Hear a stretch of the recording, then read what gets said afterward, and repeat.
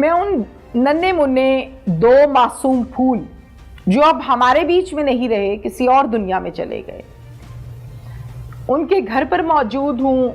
मेरे साथ उनके वालिद फादर मौजूद हैं। क्या नाम है आपका? उस्मान अली। उस्मान जी। उस्मान, मेरी तरफ देखो जी। अल्लाह सबसे पहले तो मैं ये कहूँगी आपको हौसला दे, अल्लाह आपको सब्र दे। लेकिन ये काम जो हो गया है ना आपके साथ, हम लोग बयान कर देंगे, लोग सुन लेंगे, लेकिन जिसके साथ हुआ है ना उसको नींदें नहीं आती होंगी रातों को, ऐसे ही है। ना उसको हौसला आता है, ना उसको सब्र आता है। चाहे मैं जितने मर्जी यहाँ बैठ के भाषण दूँ, उसको सब्र नहीं आता। उस्मान, आपकी कितनी उम्र है? मेरी 38। 38 है। आप क्या करते हो? मैं फैक्ट्री में काम करता हूँ। शादी को कितना अरसा हुआ है? 7.5 साल। अल्लाह ने कितने बच्चे दिए? एक बेटा और एक बेटी। बेटे का नाम बताएं। मोहम्मद शाफी। उम्र कितनी है शाफी की? 5.5 साल। और बेटी की? नेमत नाम, और 2.5 साल। 2.5 साल की बच्ची है।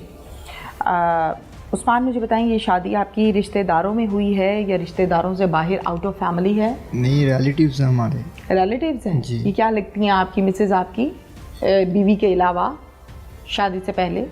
ये समझ ले दादकों की रिश्तेदारी लगती है। ददयाल से है। क्या बनी क्या है फिर? इसको क्या आया, क्या है दिल में, क्या ऐसा इशू, या आपको कब पता चला? तफसील से ज़रा मुझे हौसला रख के बताओ। मैं 6 फरवरी को, आप तारीख बता रहे? 6 फरवरी 2025 को मैं 8:05 पे ड्यूटी पे गया हूँ। ठीक है। तो तकरीबन मैं डेली 1:15 बजे बच्चों के लिए दूध लेके घर खाना खाने के लिए, लंच ब्रेक होती है ना 1 से 2 बजे फैक्ट्री से, तो रोज़ाना आता हूँ। उसी तरह मामूल में घर में आया हूँ तकरीबन 1:12 पे। तो मुझे ऊपर बैठी हुई थी, कह रही थी कि शहजादे अभी सोए हुए हैं, उनको उठा के ना ऊपर लेके आ जाओ। कौन कह रही है? ये फूफा मेरी, हमारे साथ ही रहती है ना। अच्छा। तो ये साथ ही कमरा है हमारा। मैं कमरे के अंदर एंटर हूँ, लाइट ऑफ थी, लाइट ऑन की है। तो मैंने आवाज़ें दी हैं, शाफे, निमत, तो वो कोई हरकत नहीं थे कर रहे। आपने बेगम से नहीं पूछा कि ये अभी तक सोए हुए क्यों हैं? बेगम ऊपर थी ना, मैं तो काम से आया था। अच्छा, फिर ये बोले नहीं? जी। फिर तो उनको जगाने की कोशिश की है, उनको हिलाया, कोई हरकत नहीं थे कर रहे। तो मैंने चीखना चिल्लाना शुरू कर दिया कि ये शाफे उठ नहीं रहा, हरकत नहीं कर रहा। तो फटाफट उनको लेके मैं अजीज़ भट्टी हॉस्पिटल ले गया दोनों को। अजीज़ भट्टी हॉस्पिटल? जी। मिसिज मेरे साथ ही थी। बेटी को उसने उठा लिया था ना, नाजिश ने, और बेटे को मैंने उठाया हुआ था। फिर वहाँ पे लेके गए हॉस्पिटल में, तो वो उनको एमरजेंसी में ले गए थे। तो मैं तो बाहर ही खड़ा हो गया था, अंदर मेरी तो हिम्मत ही नहीं ना हुई। वहाँ पे पुलिस भी आ गई थी ना। ठीक है, ठीक है। तो फिर डॉक्टरों को पूछा तो वो कह रहे थे जी जितनी देर तक इनका पोस्टमार्टम नहीं ना होगा तो हमें पता नहीं चलेगा कि बच्चों के साथ क्या मामला हुए हैं। ठीक है। तो फिर पोस्टमार्टम करवाया था हमने। तो पुलिस वाले तो हमसे पूछ रहे थे कि आपको अगर किसी पे कोई शक है, कोई डाउट है तो हमें बताएं। मैं जी इस तरह का कोई गलबात है ही नहीं है यहाँ। तो ना सामने किसी तो शक होवे कि भैया ने कीता है तो फिर तो असीं तुहानूं दसीए कि इस बंदे नूं असीं टारगेट करिए या उन्होंने टच करिए कि भैया ने इस तरह का काम कीता है। ठीक है। ऐसी कोई बात है ही नहीं थी। तो फिर पोस्टमार्टम करवाया बच्चों का, उनकी तदफीन किया 7 तारीख को।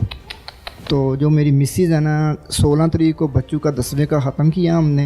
हाँ। और 17 तारीख को वो घर से गायब हो गया। अच्छा, मुझे उस्मान ये बताओ कि आपने भी ज़ाहिर है बच्चे को उठाया और एक बच्चे को आपकी मिसेस ने उठाया। नाजिश क्या इस सारे टाइम में हॉस्पिटल, घर कुल हुए होंगे, जाहिर है आपके कफन दफन तमाम मामलात आप लोगों ने किए। तो इसमें जो वालदा है रो रही थी या बिल्कुल ब्लाइंड थी? वो समझ लें कि उसको तो पता ही नहीं है कि मेरे 2 बच्चे इस दुनिया से चले गए। तो वो क्या कर रही थी? उसको तो पता ही नहीं है ना, उस रोती तो है ही नहीं थी ना, बिल्कुल उसने क्या गुमसुम, बिल्कुल खामोश। ठीक है। हम फिर काफ़ी जगह पे उनको सर्च किया है, स्टेशन पे गए हैं, लाड़ी अड्डे पे गए हैं, और भी काफ़ी जगह पे ढूंढा है तो कोई उसका पता ही नहीं चला। फिर हम थाने चले गए हैं, वहाँ पे जाके हमने FIR अगवा की कि भाई मेरी मिसिज़ ने कोई अगवा करके ले गया है। अच्छा। FIR भी हमने कटवाई थी। उसके बाद 28 तारीख को वो वज़ीराबाद किसी अदालत में पेश हुई हैं जज के सामने। तो उन्होंने आके अपना बयान दिया कि मुझे किसी ने अगवा नहीं किया, मैं अपनी मर्ज़ी से अपनी खुशी से घर छोड़ के आई हूँ। तौबा। वो हमारा जो पर्चा था, जो दरख्वास्त दी थी FIR, वो तो वहीं पे खारिज होगी। उसके बाद फिर कुछ शवाहिद एक के बाद एक इम्तिहान, एक के बाद एक क़यामत। फिर तो वो तकरीबन 3 फिर समझ आई कोई, जब उसने बयान दिया आप तक पहुंचा तो अब फिर कोई थोड़ा सा आइडिया हुआ? ये तो हम समझ ले कि वो हमें हिंट ही दे गई थी ना कि 17 तरीक को अगर मुजरिम कोई चोरी ना करे तो फिर वो घर तो नहीं ना छड़दा है। हाँ। उसने कोई इस तरह की हरकत की थी तो वो घरों दौड़ी है ना। कहती थी थोड़े दिन 4-5 दिन पहले ना बच्चों के वाक़यात से पहले कि कहती थी कि मैं ना दरिया च छाल मार देनी है। अच्छा, मैं बहुत दुखी हूँ। हाँ जी, मोनू शाफे के बाबा कहती थी ना, शाफे के बाबा मैंने ना दरिया च छाल मार देनी है तो मैं ਤੁਹਾਡੀ दूसरी शादी करवा देनी है। फुफ्फो ने भी कहन लगी सी मैं नहीं इस तरह दी गल्लां नहीं करी दियां है, अल्लाह पाक खैर करेगा, कुछ नहीं होता है। वो आपसे ये कहती थी कि तुम मेरे खर्चे या मेरे शौक पूरे नहीं करते तो मैं किसी और के पास चली जाऊँ? नहीं, ऐसी कोई बात नहीं, बस यही कहती थी कि मैं शाफे के बाबा मैं तुहानू छड्ड देना, जिसले मैं तुहानू छड्ड के टुर जाना ना फिर तुहानू मेरी कदर होनी है, तुहानू मेरी कदर नहीं होनी है।